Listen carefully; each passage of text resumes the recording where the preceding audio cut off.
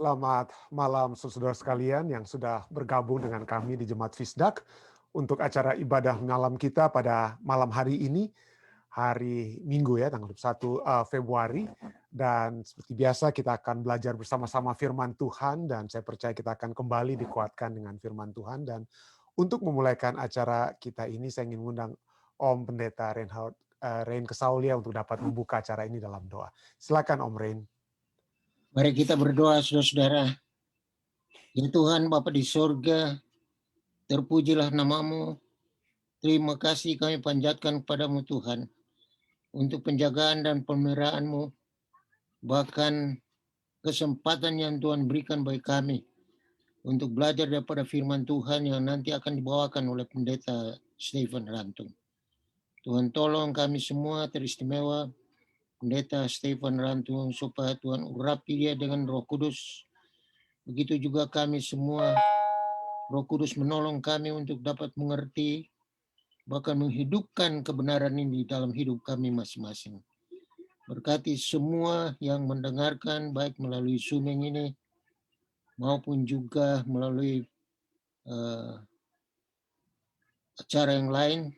Semoga berkat dari pelajaran Sekolah Sabat ini menolong kami untuk semakin dekat dengan Tuhan. Terima kasih Tuhan, Engkau dengar dan jawab doa kami. Bahkan Tuhan juga sudah mengampuni kami dari semua dosa dan pelanggaran. Terpujilah namamu Tuhan, kehendak-Mu yang jadi. Kami sudah persembahkan doa ini di dalam nama Yesus, yang adalah Tuhan dan penebus kami. Amin. Amin. Terima kasih banyak Om Rein. Baik saudara sekalian, seperti biasa saya akan membagikan saya akan membagikan pelajaran Sekolah Sabat kita yang akan kita pelajari bersama tentang pada malam hari ini kita untuk dengan judul secara keseluruhannya untuk melayani dan menyelamatkan ya. Untuk melayani dan menyelamatkan, dan pada malam hari ini pelajaran kita ini memiliki judul bangsa hamba. Ya, hamba, tapi bukannya hamba itu manusia, tetapi satu bangsa, satu kelompok untuk. Mari kita lihat ya pelajaran Sekolah Sabat ini ya. Kita di sini dikatakan pelayan-pelayan Tuhan yang untuk tentu saja dengan untuk melayani dan menyelamatkan, dan kesempatan yang pertama untuk dapat melayani itu diberikan kepada satu bangsa. Mari kita lihat ya. Dalam Yesaya 41 ayat 8, Allah berbicara tentang Israel hambaku. Dan dalam Yesaya 42 pasal 40 ayat 1, ia memperkenalkan hambaku. Nah, siapakah hamba ini? Apakah itu Israel atau Yakub, nenek moyang bangsa Israel, atau bangsa Israel? Kenapa ya? Kenapa dipertanyakan? Karena Israel hambaku itu kita tahu orang Israel, tapi jangan lupa pada saat Yakub ya bergumul dengan Tuhan, dan pada saat Yakub bergumul dengan Tuhan sebelum dia bertemu kembali dengan Esau, maka pada saat itu menjelang pagi dikatakan aku mengganti namamu, bukan lagi engkau disebut sebagai Yakub, tetapi sebagai Israel. Nah, jadi pertanyaannya, apakah itu menunjuk kepada Israel, nama nenek moyang orang bangsa Israel atau Yakub, atau bangsa Israel secara keseluruhan? Atau apakah kata hambaku ini itu merujuk pada Mesias atau Kristus yang kemudian dikenal dalam Perjanjian Baru sebagai Yesus? Jadi apa kata Israel hambaku atau hambaku itu? Siapa itu? Nah, ada dua jenis pemahaman atau dua jenis referensi tentang hamba Tuhan yang dinyatakan dalam Yesaya 41 sampai Yesaya pasal 53. Yang pertama, referensi pertama adalah bahwa seorang hamba bernama Israel atau Yakub seperti yang tertulis dalam Yesaya 41 ayat 8, 44 ayat 1, 2 ayat 1, Yesaya 45 ayat 4, Yesaya 48 ayat 20. Semua itu menunjukkan hamba yang bernama Israel atau Yakub. Kenapa? Karena Allah berbicara dengan Israel atau Yakub dalam konteks ini. Dalam konteks saat ini, artinya saat ini, in the present, bukan waktu lalu, bukan waktu yang akan datang, tapi pada konteks saat ini, at the present. Ya.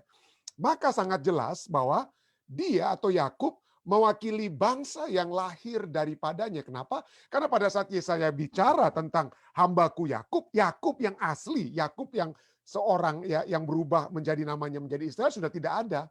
Jadi pada saat Tuhan berbicara tentang Yakub dalam bentuk saat ini, masa kini, atau in the present, maka dia sedang berbicara tentang apa? Yakub atau Israel sebagai satu apa? Bangsa ya. Hal ini diteguhkan oleh fakta bahwa penebusan bagi hamba Tuhan Yakub, Tuhan ya dicapai pada saat dia keluar dari Babel. Jadi di sini hamba Tuhan itu adalah Yakub atau Israel sebagai satu bangsa, bukan sebagai seorang manusia ya.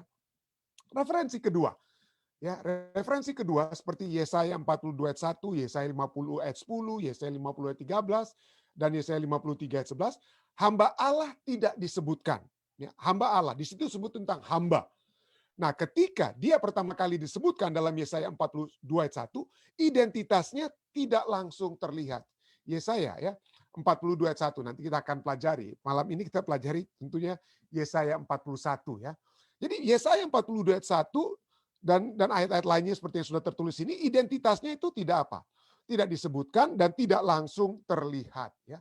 Namun saat kemudian tentang hamba yang kedua ini ya, saat Yesaya mengembangkan profilnya di bagian-bagian selanjutnya menjadi jelas bahwa dia bukanlah bangsa tapi adalah individu yang memulihkan suku-suku Yakub atau Israel kepada Allah, dan individu ini mati sebagai korban bagi manusia yang telah berdosa menurut ayat-ayat Yesaya 52 dan seterusnya ya.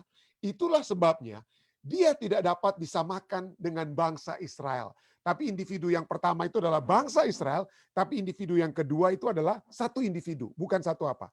Bukan satu bangsa. Jadi sudah jelas bahwa Yesaya berbicara tentang dua hamba Allah. Dua ya hamba Allah. Yang pertama atau yang satu adalah itu, yang satu adalah secara kelompok atau korporasi atau satu bangsa, dan yang lainnya adalah satu individu. Nah, pertanyaannya, apa peran hamba sebagai bangsa, atau apa artinya jika suatu bangsa itu menjadi hamba Tuhan? Anda bisa baca, mungkin kita tidak punya waktu yang banyak, dan juga pelajaran sekolah sahabat sini sudah membahas sedikit ya, bahwa tentang bagaimana perannya itu sebagai satu bangsa. Yesaya 41 ayat 8 sampai 20.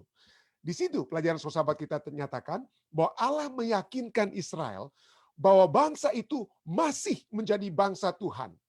Pada saat Yesaya berbicara, saya ulangi, pada saat Yesaya berbicara, Yesaya bahkan menjadikan pada saat mereka pun keluar dari Babel, mereka masih menjadi hamba Tuhan. Kenapa masih menjadi hamba Tuhan? Kenapa saya gunakan kata masih? Nanti kita akan jelaskan ya. Tapi di situ dikatakan ya, Allah meyakinkan Israel bahwa bangsa itu masih menjadi hamba Tuhan. Aku telah memilih engkau dan tidak membuang engkau. Yesaya 41 ayat 9. Kemudian Allah memberikan kepada Israel salah satu janji yang paling luar biasa di dalam Alkitab. Janganlah takut, sebab aku menyertai engkau. Janganlah bimbang, sebab aku ini Allahmu. Aku akan meneguhkan, bahkan akan menolong engkau. Aku akan memegang engkau dengan tangan kananku yang membawa kemenangan. Wah, janji yang hebat yang tertulis dalam Yesaya 41 ayatnya yang ke-10.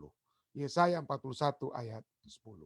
Di sini dan di beberapa ayat berikutnya telah dinyatakan bahwa salah satu peran yang sangat mendasar dari bangsa Israel adalah mempercayai bahwa Allah yang benar akan menyelamatkan mereka.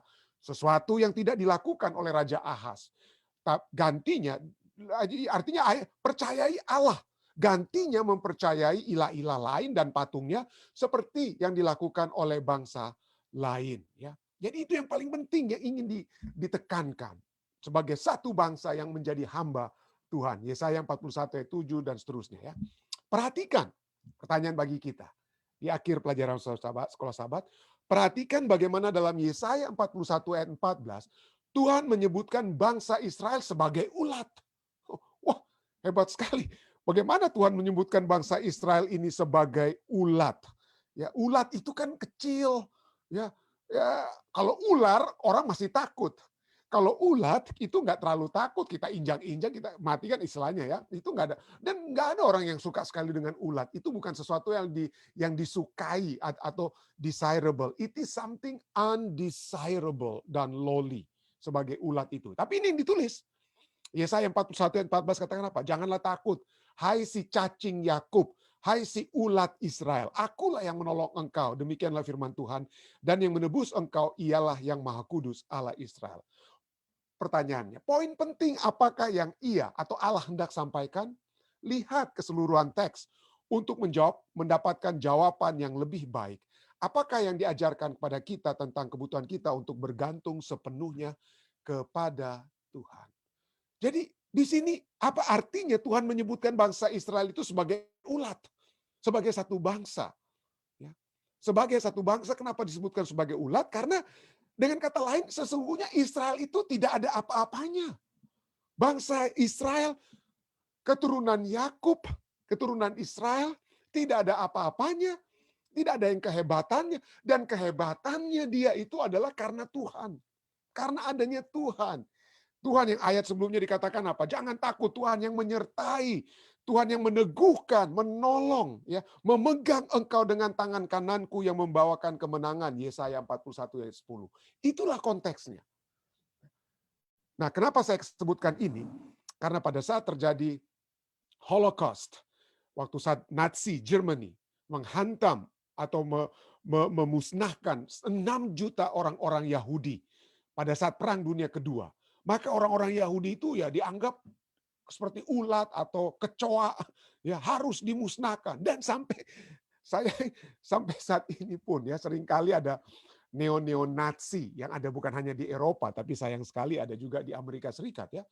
Satu suku, satu kelompok manusia yang paling tidak disukai di Amerika Serikat ini adalah orang-orang Yahudi. Orang-orang keturunan Israel atau Yakub.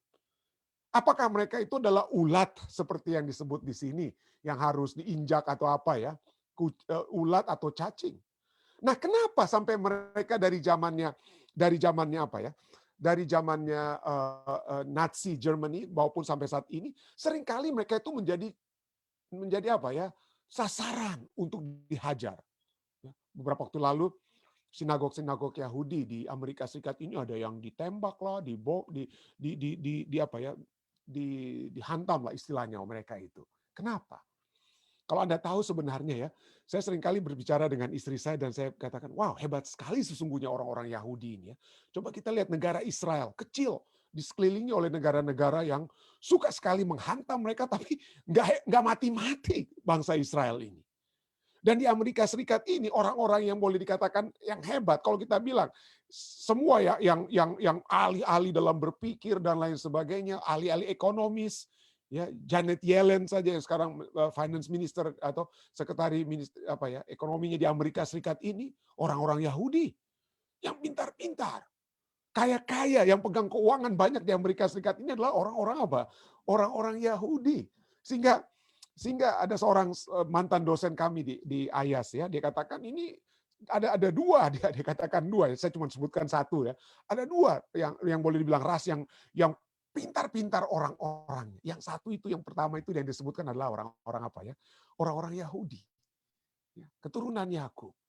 Dan memang inilah yang Alkitab sudah memang nyatakan pada mulanya mereka itu adalah apa ya? Adalah umat pilihan Tuhan. Keluaran 19 ayat 5 sampai 6 ya. Pada saat mereka keluar dari Mesir, ini dikatakan Tuhan kepada mereka. Jika kamu sekarang, jika kamu sungguh-sungguh mendengarkan firman-Ku dan berpegang pada perjanjian-Ku, maka kamu akan menjadi harta kesayangan-Ku sendiri dari antara segala bangsa, sebab Akulah yang empunya bumi. Kamu akan menjadi bagiku kerajaan imam dan bangsa yang kudus. Inilah semua yang firman harus kau katakan kepada orang Israel. Mereka baru keluar dari perhambaan di Mesir. Mereka bagaikan ulat-ulat cacing yang keluar dari Mesir, dengan kata lain. Tidak ada apa-apanya, tetapi Tuhan janjikan kepada mereka, engkau adalah harta kesayanganku, kerajaan imam dan bangsa yang kudus. Tetapi apa yang terjadi kemudian? Ya, kita tahu pada saat 1 Petrus 2:9 disebutkan, Rasul Petrus berkata apa?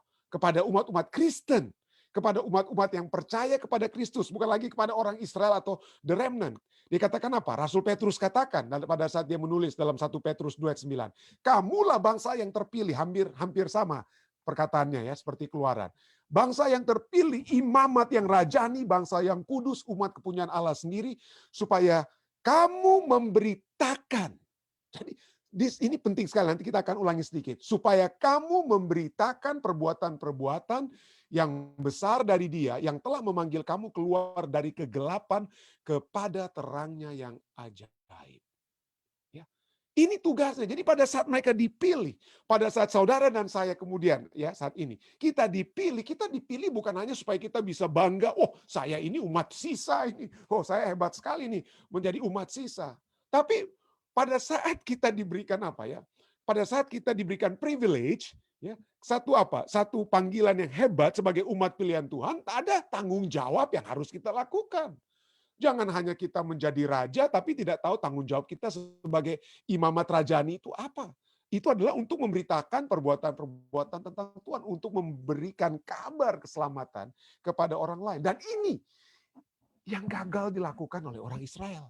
Nah, saya sudah baca 1 Petrus 2:9, tapi Rasul Petrus memberitakan sebelumnya, ayat sebelumnya. Saya tadi sudah baca 1 Petrus 2 ayat 9, tapi mari kita baca ayat-ayat sebelumnya.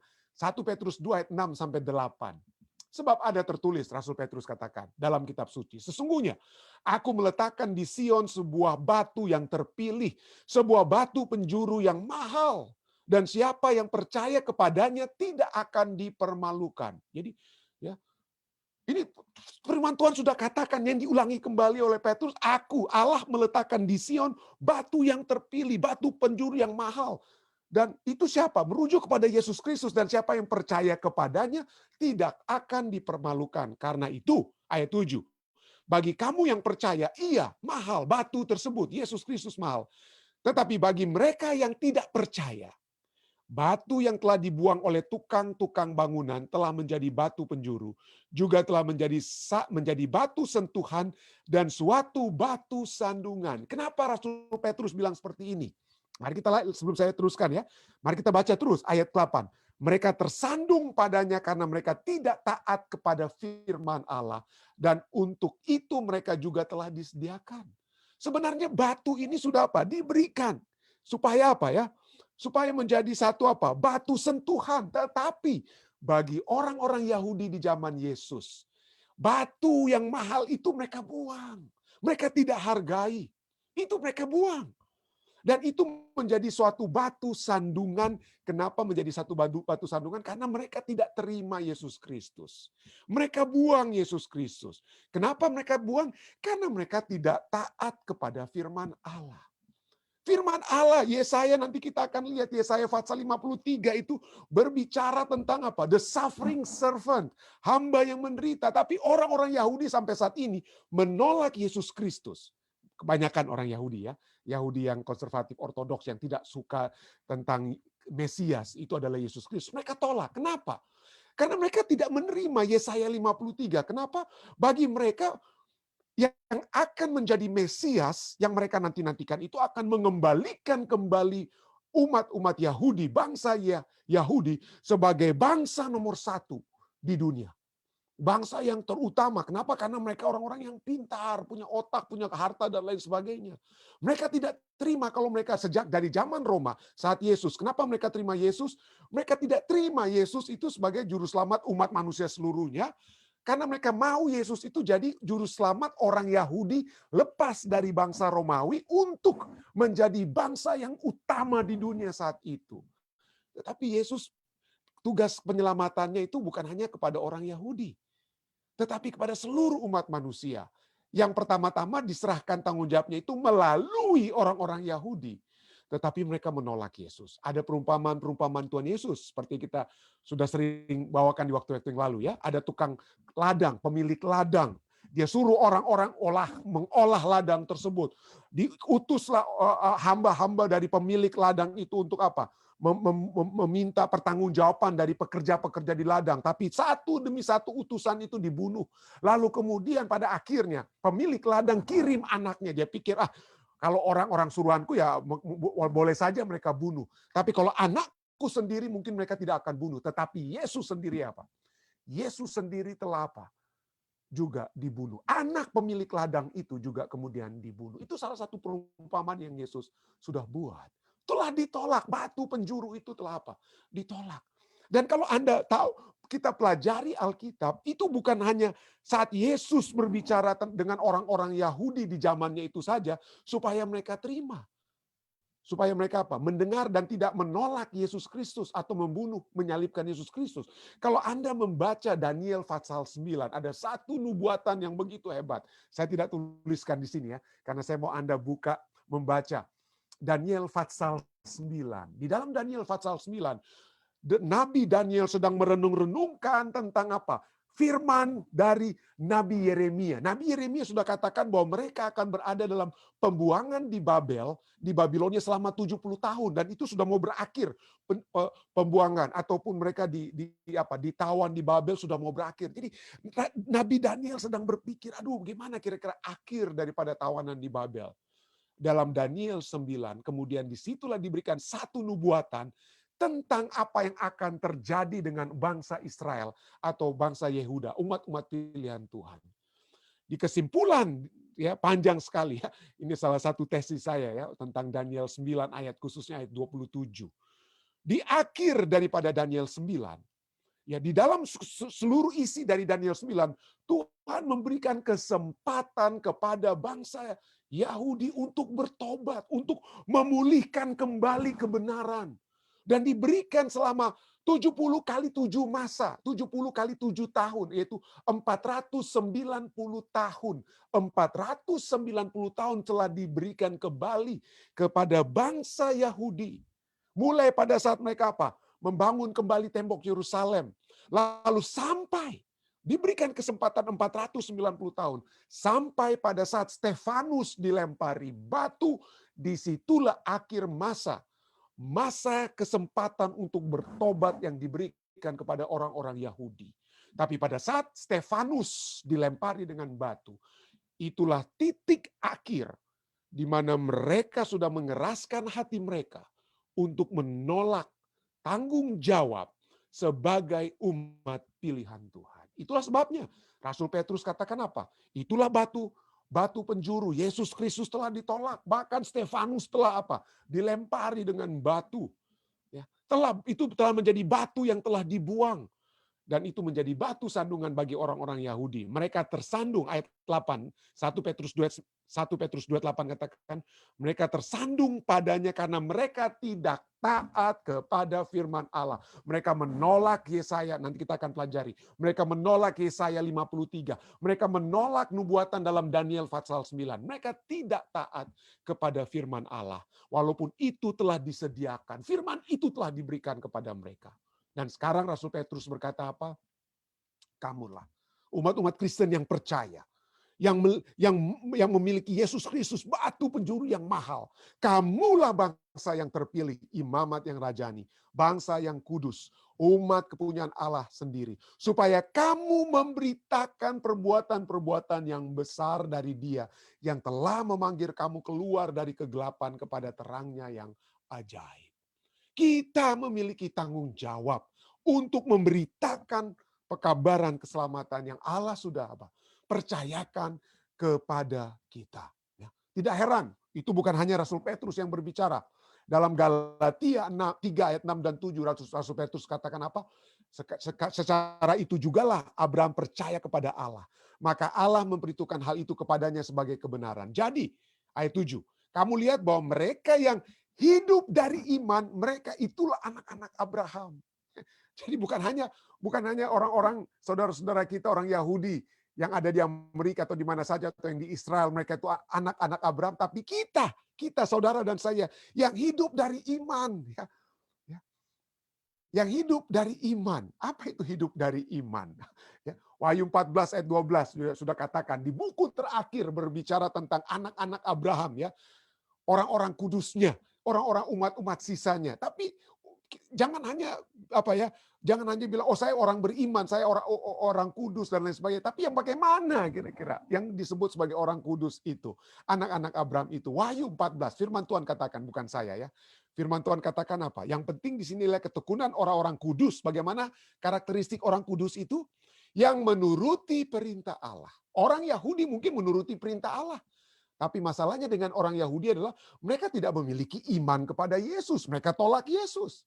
Mereka tidak percaya kepada Yesus. Itulah masalahnya. Jadi yang penting bagi kita orang-orang kudus, sini katakan apa? Menuruti perintah Allah, dan perintah Allah salah satu, jangan kita pikir itu hanya 10 hukum ya. Betul, itu 10 hukum itu adalah summary, kesimpulan dari seluruh firman Allah mungkin ya. Kasih kepada Allah dan kasih kepada sesama manusia. Ya. Tetapi perintah-perintah Allah adalah bagaimana kita juga untuk apa? Misalnya, menjadikan segala bangsa muridku. Pergi, jadikanlah segala bangsa. Beritakanlah keselamatan tersebut. Bawalah orang dari kegelapan kepada terang. Dan kita tetap percaya, memiliki iman kepada Yesus. Kalau Anda menjadi orang kudus, itu Anda tidak akan selalu aman hidup Anda. Anda akan selalu dicecar. Dan firman Tuhan sudah katakan, Anda tidak akan selalu aman. Anda mau mencoba untuk menjadi pengikut Kristus, nggak enak terus terang. Kenapa? Karena setan akan selalu marah kepada Anda.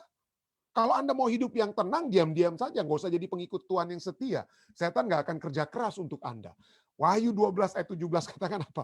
Maka marahlah, pelajaran kita sahabat lalu juga ya. Maka marahlah naga itu kepada perempuan itu. Lalu pergi memerangi keturunan yang lain yang apa? Yang menuruti hukum-hukum Allah, yang menuruti perintah Allah, dan memiliki kesaksian Yesus. Yang iman kepada Yesus, apa artinya iman kepada Yesus? Adalah kita memiliki kesaksian Yesus. Artinya apa itu? Kita menghidupkan apa yang Yesus ajarkan, dan melakukan apa yang kita dapat lihat dari kehidupan Yesus. Kita membawakan kehidupan Yesus di dalam kehidupan kita. Itulah artinya daripada orang-orang kudus yang menuruti perintah Allah atau menuruti hukum-hukum Allah dan memiliki kesaksian daripada apa? Memiliki kesaksian daripada Yesus. Dan pada saat kita menuruti perintah Allah, termasuk memberikan kesaksian membawa jiwa-jiwa itu kepada apa? Membawa jiwa-jiwa kepada Tuhan. Bukan hanya untuk menonjolkan, menyatakan, kita itu umat-umat yang percaya, umat yang sisa yang di akhir zaman. Tapi kita tidak buat apa-apa. Kita cuma karena orang Yahudi, mereka telah dipilih menjadi umat Allah. Ya, supaya mereka memberikan kabar, supaya mereka menuruti firman Allah. Tetapi gantinya mereka membawakan kabar itu. Mereka hanya ingin mengangkat diri mereka sendiri dengan status sebagai hamba Tuhan itu saja yang ingin menjadi pegangan mereka. Janganlah kita memiliki pengalaman yang sama. Alkitab sudah diberikan, segala sesuatu sudah diberikan agar supaya kita dapat belajar daripadanya. Belajar dari kegagalan-kegagalan umat-umat Tuhan di waktu yang lalu. Belajar dari kegagalan orang-orang Israel yang gagal untuk menjadi pemberita Injil Tuhan. Oleh sebab mereka ingin fokus hanya kepada diri mereka, apa yang dapat Tuhan lakukan. Tetapi marilah kita belajar, marilah kita melakukan apa yang Tuhan ingin kita lakukan kepada orang lain. Bukan hanya ingin menerima hal-hal yang baik saja dari Tuhan kepada kita. Jadilah kita hamba Tuhan yang melayani dan bukannya dilayani. Baik, inilah yang dapat saya tambahkan pada saat ini. Jika ada tambahan-tambahan lainnya dari saudara-saudari sekalian, silakan. Ada kira-kira tambahan?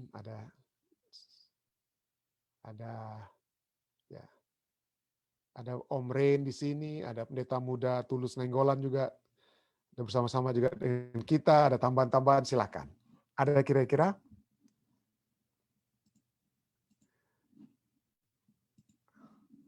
Ya. Jika belum ada yang dari Zoom, saya lihat belum ada tangan-tangan yang diangkat. Ada yang dari live stream, Dek? Pertanyaan-pertanyaan mungkin.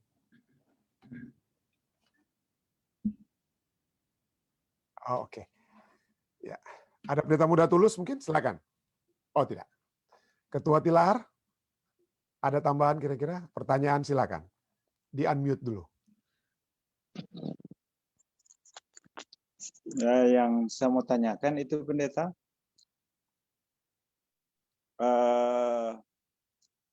walaupun bangsa Yahudi atau Israel sudah menolak Yesus, tapi janji berkat itu berkat terpadu berarti, kan, berkat jasmani atau berkat materi dan berkat-berkat spiritual, berkat rohani.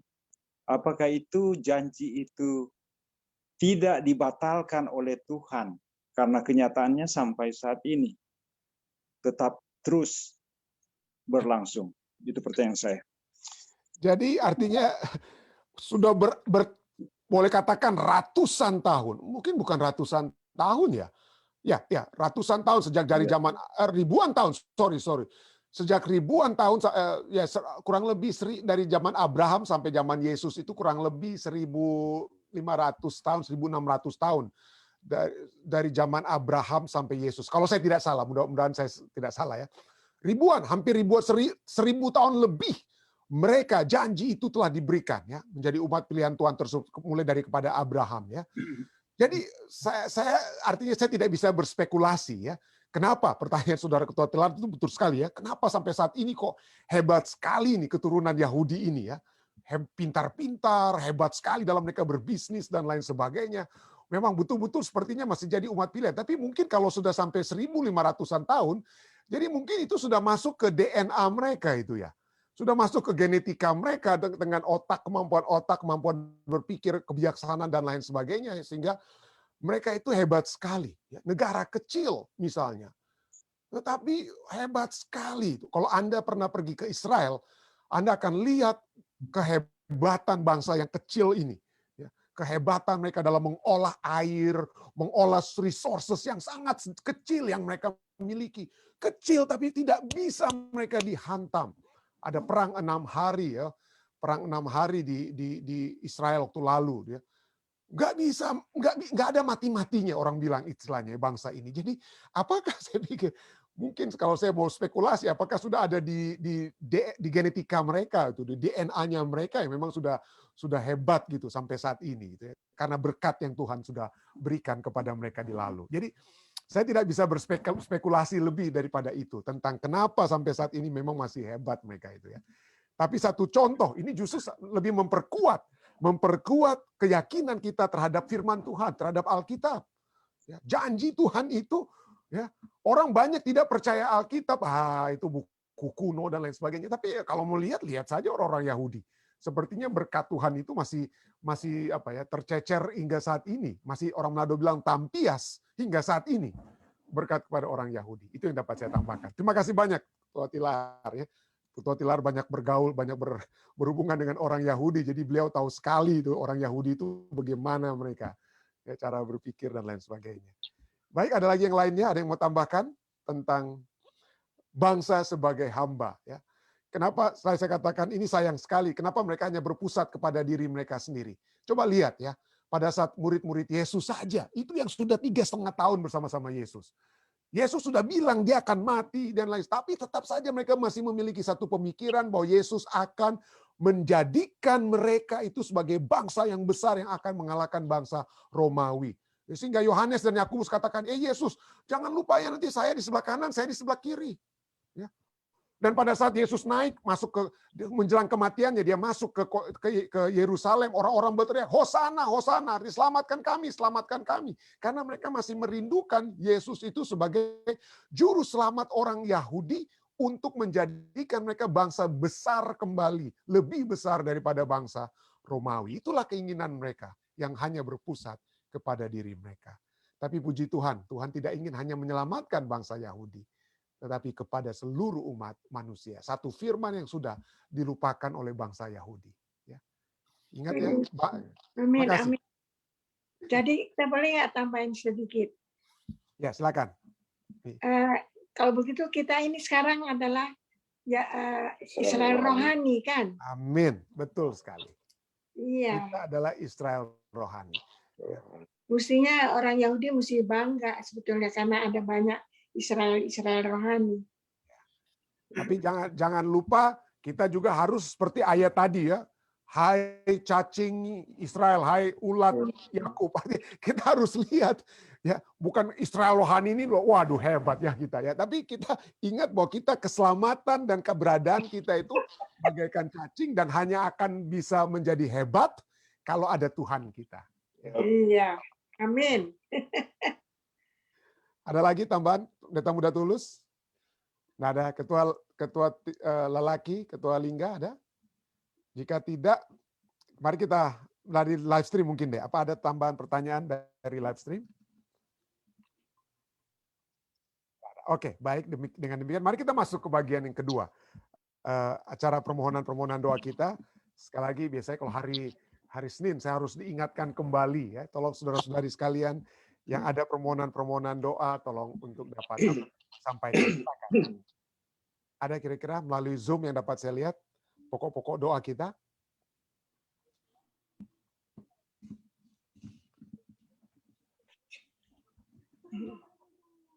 Jika belum, yang dari Zoom sedang dipikir-pikir, ada yang dari live stream, Dek, untuk dapat kita doakan. Silakan, Dek.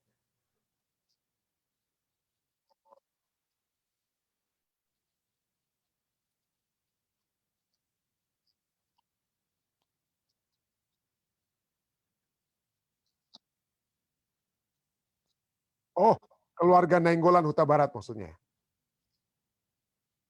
Oke. Oke.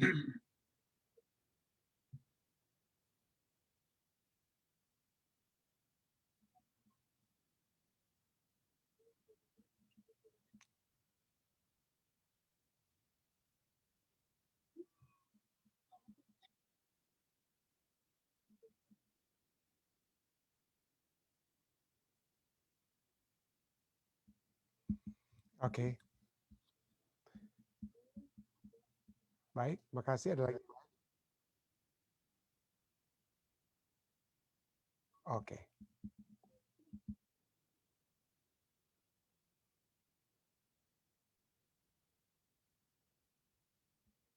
Oke. Oh, oke.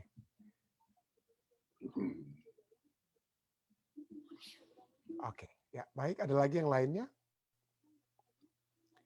Jika tidak ada, yang lain live dari Zoom ada kira-kira saudara-saudari sekalian? Jika tidak ada, ya. Oke, baik. Mari kita berdoa pada saat ini. Satu dalam doa. Bapa yang penuh kasih dalam takhta kerajaan surga, terima kasih Tuhan. Sekali lagi Tuhan, kami dapat dikuatkan melalui firman-Mu. Kami dapat mempelajari bagaimana Engkau telah memilih bangsa Israel sebagai hamba-Mu. Sebagai hamba-Mu yang sudah Engkau tetapkan. Di mana melalui mereka, maka berkat-berkat surga akan diberikan kepada bangsa-bangsa. Mereka yang harusnya menjadi pemimpin, membawa orang untuk melihat Tuhan.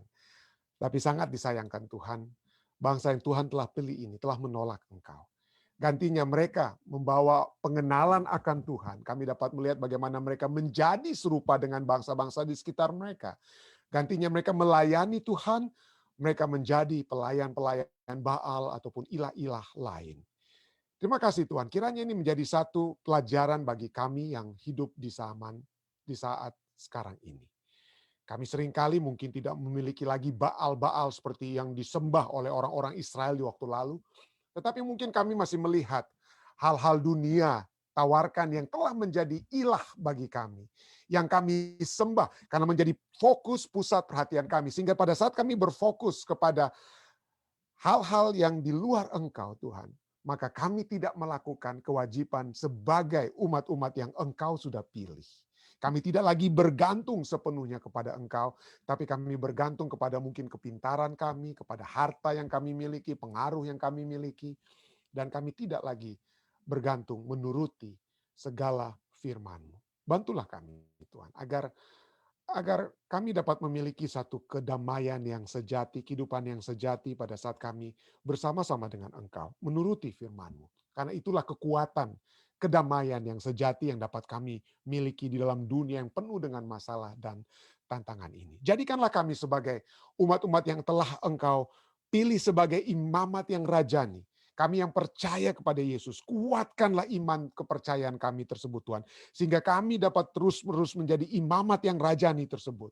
Yang menjadi hamba-hamba Tuhan yang telah Engkau pilih untuk Engkau utus.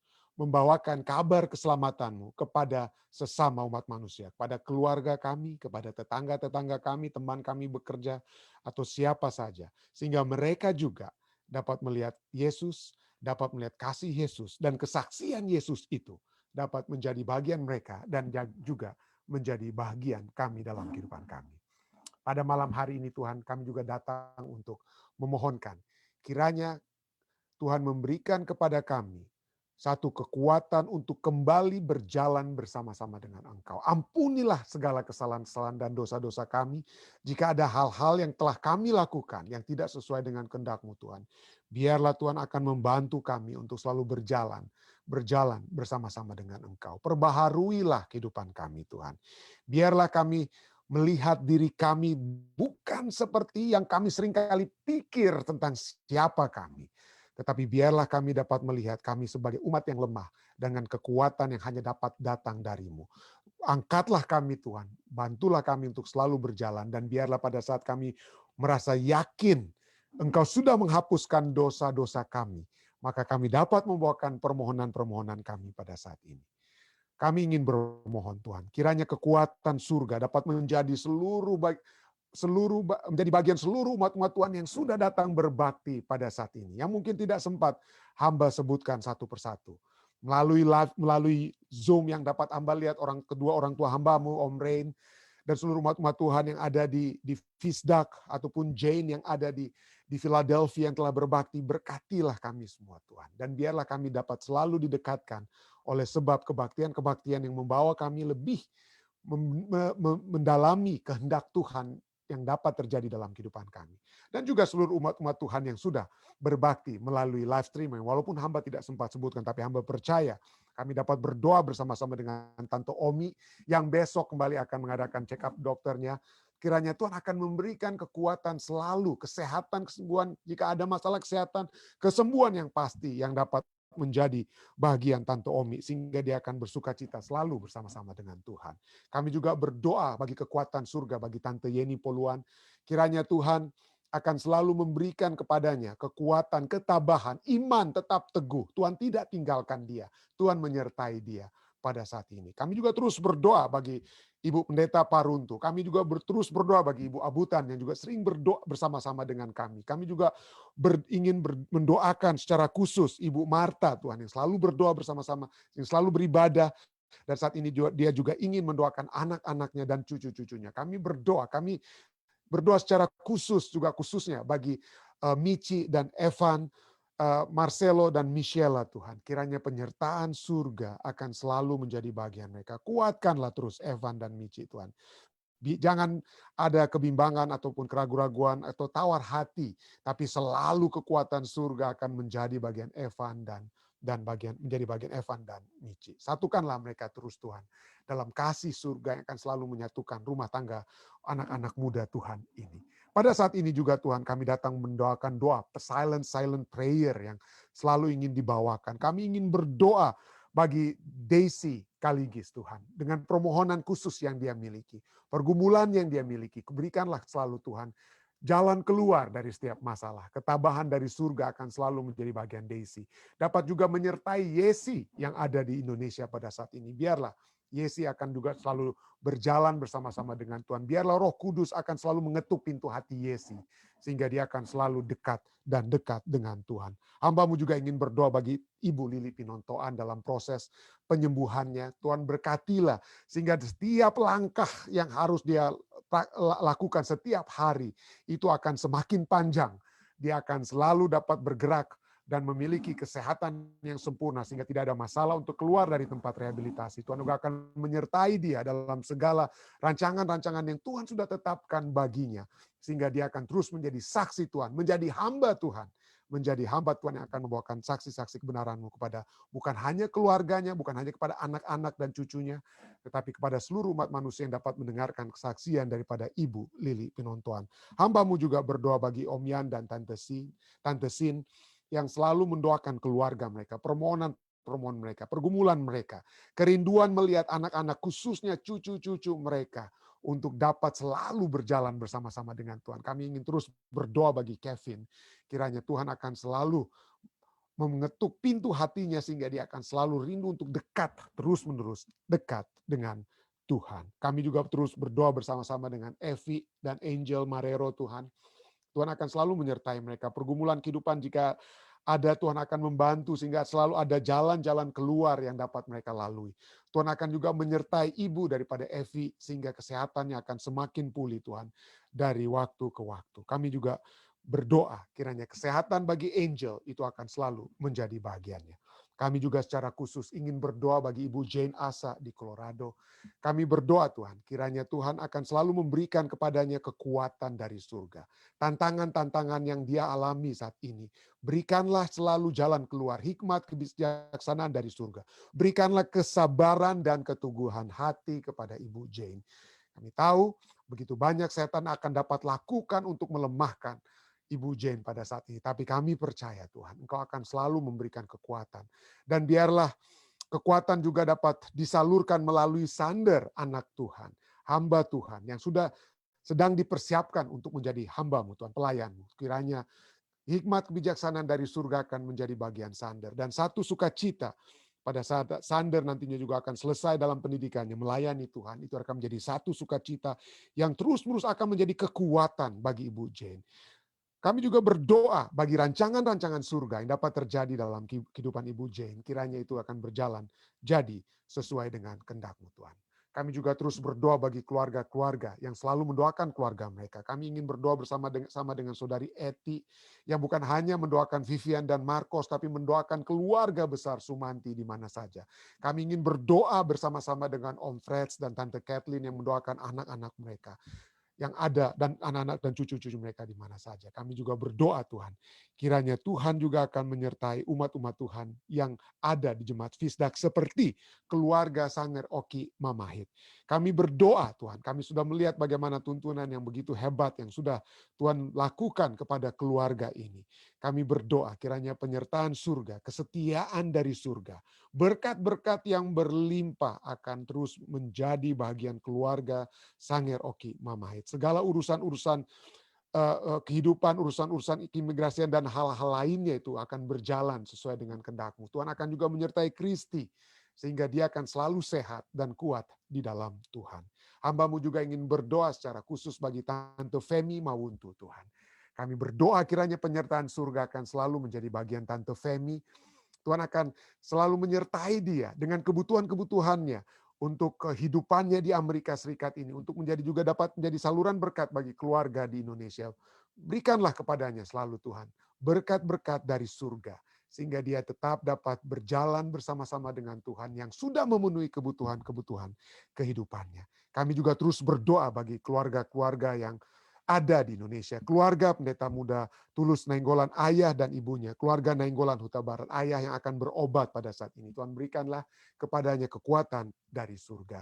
Sehingga dengan kesehatan tersebut, ada satu pengharapan keluarga ini akan kembali dipertemukan secara fisik suatu waktu, mungkin jika Tuhan berkehendak tentunya keluarga ini dapat bertemu dengan anak-anak mereka, bukan hanya yang ada di Indonesia tapi juga khususnya yang ada di Amerika Serikat. Tuhan akan memberikan jalan keluar tentunya sehingga pertemuan yang indah dapat terjadi bagi keluarga besar Nainggolan ini Tuhan. Kami juga terus berdoa Tuhan bagi seluruh umat-umat Tuhan yang ada di mana saja saat ini dalam keadaan sakit seperti Saudara Johan Tambun yang kami ingin kembali sebutkan, Alden Sihotang.